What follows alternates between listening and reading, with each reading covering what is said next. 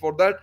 Sir, एक तो नरेंद्र मोदी साहब प्राइम मिनिस्टर इंडिया के, लेकिन आजकल पाकिस्तान में भी उनकी फैन फॉलोइंग बहुत ज्यादा बढ़ गई है। अमेरिका में या यूरोप में या यूके वगैरह में तो होगी, लेकिन पाकिस्तान में लोग उनके विजन की बड़ी तारीफ करते हैं। लोग कहते हैं हमें लाख इख्तलाफ से उनके विजन से या उनकी बातों से या उनकी चीजों से, लेकिन अपने कंट्री को उन्होंने बहुत ऊपर लेके आया है। क्या वजह है हम ये सारी चीजें हम क्यों नहीं कर सके? क्या प्रॉब्लम है? देखिए, मैं सबसे पहले तो इनके तीनों विजिट जो आपने इब्तदाइया में कही है, मैं उसको थोड़ा सा डिफाइन करना चाहूंगा। और मोदी जी के बारे में आप चाहे जो मर्जी सोचे पाकिस्तान के अंदर, इसमें कोई शक नहीं, उससे कोई फर्क नहीं पड़ता। सबसे बड़ा तोहफा उन्होंने जो भारत को दिया है वो नेशनलिज्म का तोहफा दिया है। उन्होंने नेशनलिज्म को प्रमोट किया। जब नेशनलिज्म कौम के अंदर प्रमोट होता है तो कौम उभरती है, वो प्रोड्यूस करते हैं, सब सारे मिलकर प्रोड्यूस करते हैं। तो जो नेशनलिज्म का उन्होंने किया है उसका असर जो है वो उनके भारतीय डायस्पोरा पर भी है। अमेरिका के अंदर बड़ा स्ट्रॉन्ग डायस्पोरा है उनका, उनके quality of education, Indian institute of technology के लोग पढ़ के आ रहे हैं और पूरी दुनिया पे छा जा रहे हैं। अब तो उन्होंने दुबई में उसकी ब्रांच खोल दी है। बिल्कुल। तो जब वो सारे नेशनलिस्ट मूव निकलेंगे बाहर तो इनकलाब आएगा। और जो वो आजकल क्योंकि जियो इकोनॉमिक्स की बात है, तो फिर वो जियो इकोनॉमिक्स के आप उनकी सूरत हाल देख रहे हैं। मैं इसके बाद इस पे आता हूँ, कंपेयर करता हूँ इसको, आप जो आपने मुझे कहा कंपेयर किया जाए इसको पाकिस्तान के साथ। लेकिन सबसे पहले मैं ये जो तीनों दौरे आपने कहा, आपने फरमाया कि अमेरिका, फ्रांस और यूएई, इनमें मुश्तरका चीजें क्या है? इन सब के अंदर मुश्तरका चीजें हैं मेक इन इंडिया। क्योंकि जब अमेरिका पहुंचे, वो अमेरिका के अंदर उन्होंने जब जेट इंजन की बात की तो वो भी उन्होंने कहा मैन्युफैक्चर भारत में। बिल्कुल। उसके बाद जब यहाँ पे भी उन्होंने प्रमोट किया चीजों को, अपनी भारतीय प्रोडक्ट्स को।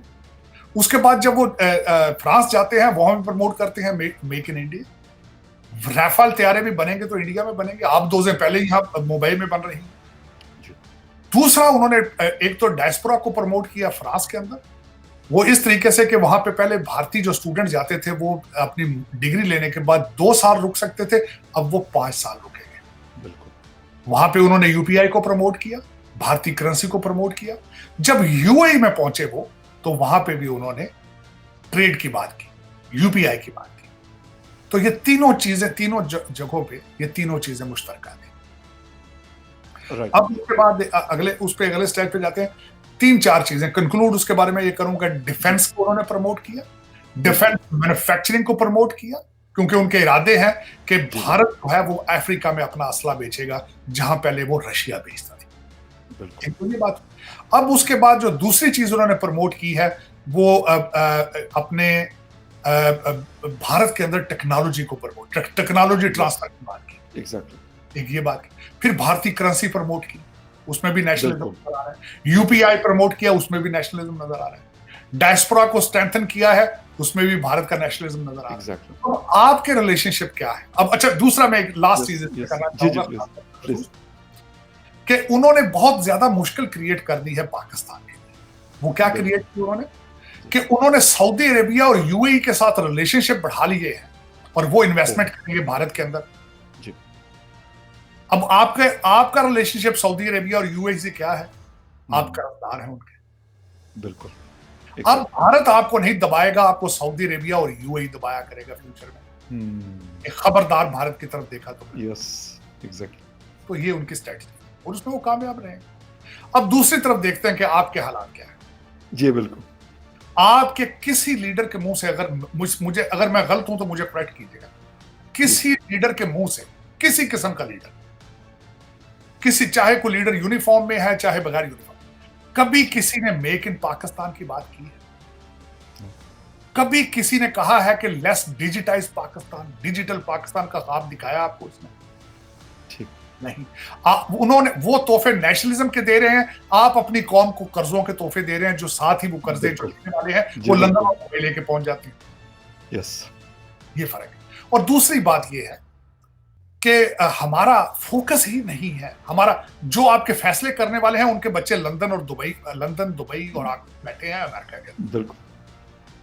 और जो मैंने बातें कर रहा हूं फखर भाई, उनमें कोई भी नई बात नहीं है। हर पाकिस्तानी को पता है कि उनको मार कहां से पड़ रही है, उनको कौन लूट रहा है और उनके लीडरान कहां बैठे हैं, उनके बच्चे कहां। बिल्कुल बिल्कुल। आज मैं जी मैं बताना चाहूँ, बल्कि अगर इसके बाद डिस्कस करते हैं, खासकर वो टिम सेबेस्टियन का मैं इंटरव्यू, उसको भी डीडब्ल्यू वाले को डिस्कस। एग्जैक्टली सर, उसी पे बिल्कुल मैं आ रहा हूँ। लेकिन मुझे सर ये बात समझ नहीं आ रही कि हम आईएमएफ से लोन के लिए बहुत मतलब नाक रगड़ते हैं, बड़ी मुश्किलें, फिर यूएई, फिर सऊदी अरेबिया। अच्छा, साथ में हम ये कहते हैं कि हम बड़े एक सावरन मुल्क है और हम कोशिश करते हैं कि जी इंडिया को भी ईंट से ईंट बजा देंगे, और अफगानिस्तान, ईरान, यानी जितने भी हमारे नेबरिंग कंट्रीज हैं, तकरीबन ये 3 है, चाइना के अलावा ये तीनों हमसे नाराज हैं। फिर हमें क्यों ये समझ नहीं आती हमारा क्या मतलब सोच क्या है, माइंडसेट क्या है, आगे हम फ्यूचर में क्या करना चाहते हैं, यही सारा कुछ लेके चलेंगे या इसमें कुछ चेंज नजर आएगा, कुछ बेहतरी आएगी? नहीं, मेरा ये क्वेश्चन है, बल्कि 25 करोड़ लोगों से क्वेश्चन है सर कि जब आपको आईएमएफ पैसे नहीं दे रहा, आप जलीलो ख्वार हो रहे हैं, आपको गैस के टेंडर आपने मांगे हैं, किसी इंटरनेशनल कंपनी ने टेंडर भी नहीं दिए क्योंकि आपके पास डॉलर ही मौजूद नहीं है। बिल्कुल। आप 1.2 बिलियन डॉलर आईएमएफ के लिए, 2 बिलियन वहां से लेने के लिए, मैं 2 चीजें डिस्कस करूंगा, खासकर अब आप भारत से अपने आप को कंपेयर करते हैं, वो ना किया करें। उनके फखर भाई, उनके फॉरेन रिजर्व 595 बिलियन डॉलर। बिल्कुल, यस, ठीक। अब दूसरी बात बताना चाहूंगा, आपको पता है आपके कैबिनेट, जो फेडरल कैबिनेट, उसके कितने मेंबर हैं? 87। बिल्कुल, एग्जैक्टली, बिल्कुल। उनकी जरूरत है? इतनी बड़ी कैबिनेट पाकिस्तान जैसे छोटे मुल्क के लिए। तो अगर आपको रूल करने वाले, आपकी किस्मतों के फैसले करने वाले, बिल्कुल, अगर उनको 87, और वो एक ऐसी गवर्नमेंट है जो इस्लामाबाद से बाहर उनकी कोई मानता भी नहीं, बिल्कुल, वो रेट और वो 87 लोग हैं, 90,000 गाड़ी फेडरल गवर्नमेंट ओन करती है। Yes sir. जिनकी मुरम्मत और पेट्रोल जो है वो पाकिस्तानी गवर्नमेंट का जो है, या और गवर्नमेंट के चलाने वाले कौन है? वो हमारे सारे फौजी भाई। एग्जैक्टली। मेरा एक क्वेश्चन है, बल्कि 25 करोड़ लोग, अगर आपकी ज़रायत भी फौज ने करनी है, बिल्कुल, आपकी हिफाजत भी उन्होंने करनी है, चलाना भी, तो फिर ये मिनिस्ट्रियां बंद क्यों नहीं कर देते? सर इकोनॉमी के लिए पैसे मांगने भी तो जनरल साहब जाते रहे ना, बाजवा साहब भी और आसिफ मुनीर साहब भी। आप पे एतमाद ही नहीं किसी को। जी बिल्कुल, कोई देता भी नहीं पैसे। तो फिर ये मिनिस्ट्री और 90,000 गाड़ियां और ये अफसरान, इनका ये बंद करेंगे सारा कुछ? इसकी कोई जरूरत है आपको? कोई जरूरत नहीं। एग्जैक्ट। तो दर हकीकत आपको सब चीजों का पता है, लेकिन आप कुछ, एक तो पाकिस्तान बना सकता है जो सबसे ज्यादा अच्छा तरीके से, वो लोगों को बेवकूफ बना सकता है, और इसके अलावा कुछ नहीं बना सकता। एक तो 25 करोड़ लोग, आपने यहाँ जो 25 करोड़ लोग हैं उनको बेवकूफ बना के रखा है आपके 10,000 लोगों ने। और दूसरा, आपको हमेशा ये गलतफहमी रही है कि हमने शायद दुनिया को बेवकूफ बना रखा है। बिल्कुल ठीक। ये जो चाइना पैसे दे जाता है, दुबई दे जाता है, ये कर जाता है, अब वो दौर, आप after the fall of Kabul you have become irrelevant. आपका कोई इस वक्त रेलिवेंस नहीं है। अब सिर्फ एक रेलिवेंस रह चुकी है, मैं बताता हूँ जी। आप भारत की दुश्मनी बार बार चाइना को भेजते हैं, अब सिर्फ आपका सर्वाइवल उसी चीज में है। दूसरा, चाइना, आप ट्रैप कर लिया आपने चाइना को सी पैक के साथ, वो तकरीबन वो 40 करोड़, वो 40 बिलियन डॉलर लगा चुका है, फंस गया है। जी बिल्कुल। अब उसको रोकने के लिए, अब आपकी रूलिंग एलीट जो है, उनकी दो लड़ाइयां हैं। एक रूलिंग एलीट है, सी पैक को बंद करके पैसे बनाना चाहती है, एक सी पैक बना के चाइनीज से किक बैक लेना चाहती है, लूटना चाहती है। ये सिर्फ ये झगड़ा, और कोई दूसरा झगड़ा नहीं। बल्कि अगले इलेक्शन के अंदर भी बैलेट पे यही होगा, एक तरफ आईएमएफ होगा और दूसरी तरफ पे सी पैक। बिल्कुल।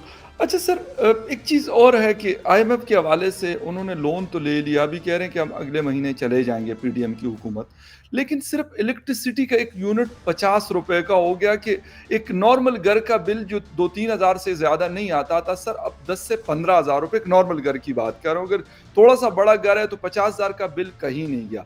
और ये कहते हैं कि हमने अवाम को बड़ा, जिसे कहते हैं अवाम के लिए हमने बड़ी कुर्बानी दी। आपको लगता है कि ये कुर्बानी दे के जा रहे हैं, हमें फंसा के तो जा रहे हैं, इनको तो खुद कुछ भी नहीं होता, ना इन्होंने बिल देना है ना इनको कुछ और करना। हाँ साहब, ये लंदन से आए हैं, को लूट लाट के वापस चले जाएंगे। ये लंदन वासी लोग हैं, इनका यहाँ पे क्या है? किसी का बच्चा यहाँ बता दे मुझे, कोई नहीं। किसी कोर कमांडर के घर में किसी का, आपके लीडर का बच्चा घुसा है कभी? किसी जलसे में देखा है किसी के बड़े लीडर का बच्चा? कि दो नाम ही बता दें किसी के बच्चे के जो जलसे में आया हो? नहीं है सर। तो फिर ये बराबर लोगों को बेवकूफ बनाया इन्होंने खामखा। और दूसरी एक और मजे की बात है, बिजली महंगी कर दी है, पेट्रोल सस्ता कर दिया, लेकिन देखे ना ड्रामाबाजी। बिल्कुल। ये कर रहे हैं, रिलीफ दे रहे हैं। रिलीफ किस बात की है? अब मुझे ये बताएं, बिजली महंगी की है, उसका साथ तूफान आएगा आपकी महंगाई का, क्योंकि हर चीज बिल्कुल है सर। किस चीज पे होती है? बिजली पे होती है। फैक्ट्रियां चलती हैं, बिजली पे चलती हैं, हर चीज महंगी बिल्कुल होती ठीक। है। और दूसरी उसमें बात ये, मैं यहाँ पे आप बिजली की बात की है, पड़ोसी मुल्क के अंदर पंजाब और दिल्ली में बिजली फ्री है गरीबों के। यस सर, 300 यूनिट तक सर फ्री है।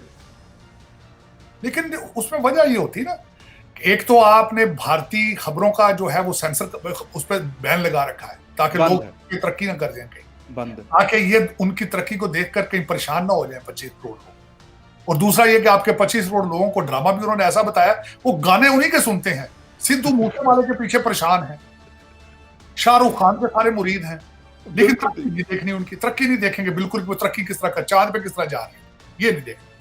सर यही बात बिल्कुल सही कह रहे हैं। अभी मतलब कश्मीर के हवाले से कश्मीरी दोस्त इस तरफ भी काफ़ी सारे मेरे दोस्त जर्नलिस्ट यहाँ इस्लामाबाद में होते हैं।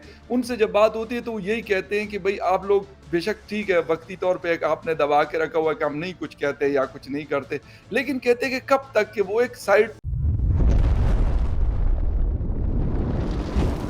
एकलव्य न्यूज इंडिया, अंतर्राष्ट्रीय खबरों का मंच।